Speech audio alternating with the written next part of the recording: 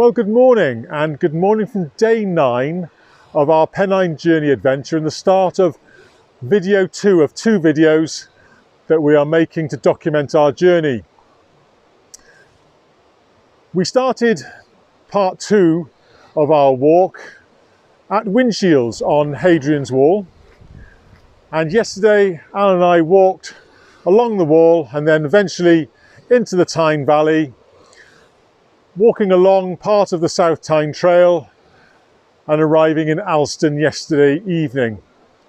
We camped in Alston, did a resupply there as well. It rained heavily overnight, but we've woken up today to wonderful blue skies as we're walking along this upper Tyne Valley towards Garrigill. Today Alan and I are going to wander over the mountain, over Cross Fell. We'll probably have lunch at Greg's hut, and then we're going to head down to Dufton where we've got a campsite booked for the night. The trail is just wonderful, the scenery is delightful, and as I said, this is video 2 of 2. I'll put a link in the description below to video 1, so if you haven't seen video 1 there's an opportunity to see that, and we will continue to document our journey over the next 5 or 6 days or so as we return to settle on Alfred Wainwright's A Pennine Journey.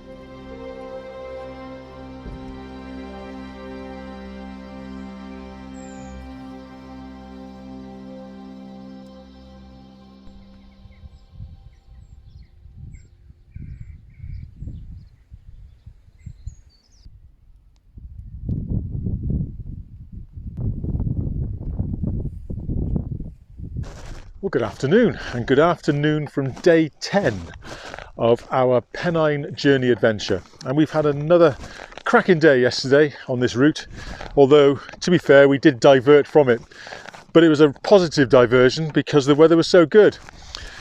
Yesterday Alan and I left the market town of Alston and climbed up on the Pennine Way to Greg's hut. We were lucky enough to meet the man who does the work there and repairs the hut with the architect. I had a long chat with them and thanked them for all the work that they do in keeping that bothy in the condition it is. I've used it in the past on the Pennine Way, and I know that Alan has as well, to take respite from the weather on Crossfell. So we thanked them. And the route thereafter was to go over the hill and then down into the Vale of Eden. But it was so benign on Crossfell yesterday afternoon that we decided that we were going to divert and we were going to get up on Crossfell and then walk across over Little Dunfell and Great Dunfell as well. I was on Crossfell on the Pennine Way and couldn't see anything and was having blasted by the wind and pouring of rain, and that's why I took respite in Greg's hut. And when Alan did the Pennine Way, he was blown off his feet 3 times. So for us to experience Crossfell in the daytime with fantastic views west across to the Lake District, and we could see the whole of the lakes from the south to the north, and then across the Solway Firth into Scotland, it was truly a wonderful, wonderful experience yesterday on Crossfell. We descended down to Dufton and stayed at the caravan stroke camping site in Dufton. Wonderful place, very comfortable night indeed. Today we are on a very sort of pastoral walk really in the Vale of Eden as we're walking towards Kirkby Stephen. We stopped this morning in Appleby where we had a cup of coffee and a bacon roll and spoke to the locals. We saw plenty of evidence going in of where travellers had located their horses and put their traditional caravans as they went to the Appleby horse fair, which took place last weekend. It would have been a wonderful sight, I think, to have seen people riding their horses up and down the river, but we do understand from speaking to people that it does have a big impact, not just on Appleby, but in Dufton, Alston, places we've been through. It has had an impact on those communities, and they put out portaloos and make sure that everything is tidied up afterwards. However, the Pennine Journey Trail is coming to an end for Alan and me.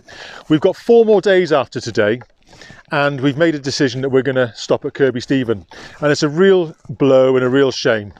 We've battled very cold, unseasonal weather this trip in June, and we are about to walk what we consider to be the 4 best consecutive days of the whole trip.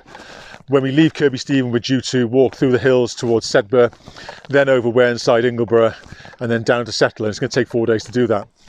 But there is a massive low pressure coming over the United Kingdom, and it's forecast to be significantly bad where we are walking. We want to enjoy this trail, and the best that we can hope for at the moment would be to finish our walk tomorrow at about 3 o'clock in the afternoon, get the tents up, and then have to sit in the tents for the best part of 16 to 18 hours and wait for it to go over us. The temperature is going to be 5 or 6 degrees, with it feels like 2 degrees, and that's in the valley. So if you take off a degree for every 100 meters you climb, it'll be close to freezing. And it's just not what we want to do. We want to enjoy these next 4 days. So sadly, we are going to stop at Kirkby Stephen. We can take the train from there to Settle, get the car and go home. So our apologies to you if you are looking forward to seeing the whole of the Pennine journey.